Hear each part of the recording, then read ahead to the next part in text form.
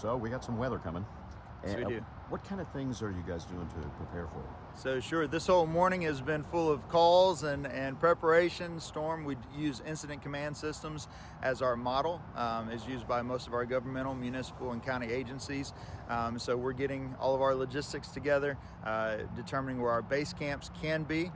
We don't know how bad the weather is going to get. We've got forecasts and predictions, but it looks like we'll get some rain on Friday, turns into sleet, turns into ice, turns into maybe even snow by Sunday. So it's a real mixed bag, but we're doing our best to prepare for it, and we'll be ready for it when it comes.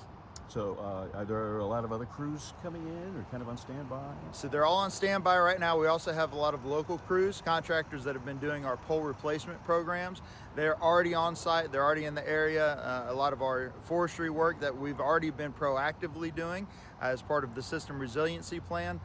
They're in the area, so we've already got a heightened sense of activity here. And so we'll be utilizing those crews as well. And it's great because they're already here. Well, that's a great deal. So I guess these guys are just prepared to go out at the drop of a hat.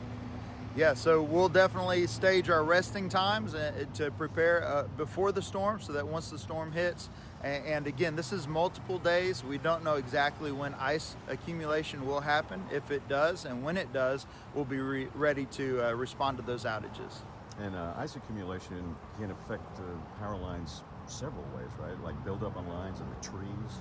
Right, it's both of those. So you hit both of the big ones. It's lines and trees, right? So lines, and I was looking at the data this morning, but about a half an inch of ice is about 500 pounds average span to span.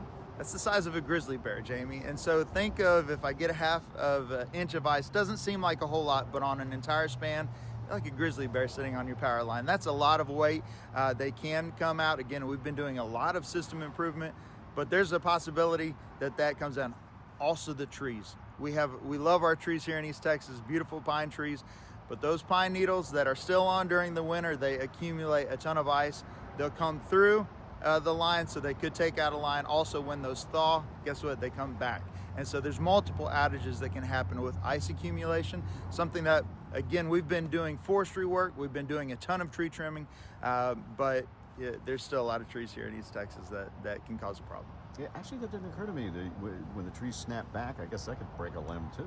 It can. If the branch doesn't fall through the line, if it just simply bows down, when that thaws, guess what? It's going to come back up. So there's multiple outages that we're blessed with here in East Texas with our beautiful pine trees. Yeah. Well, from a safety standpoint, I would say, our crews are going to be out, and we're in East Texas.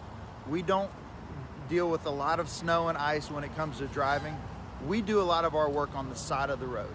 Right now we've got amber and blue lights going. We've got cones set out. We probably have signage and area-wide patrol. Everybody's out there trying to keep us safe. But what I would ask our residents and our customers, please give us space, and please give us a lower amount of speed, because that ice, it not only can create an incident where you wreck your vehicle, but we're on the side of the road, or we're in the road trying to fix these issues, and it would be very easy and unfortunate for a customer to take their vehicle into a work zone, because we're really trying to pay attention to what we're doing, and it's hard for us to be looking back at traffic and being worried about that. So please give us space and give us lower speed as we work through. Specifically, if there's ice, I would just say try to stay home if you can.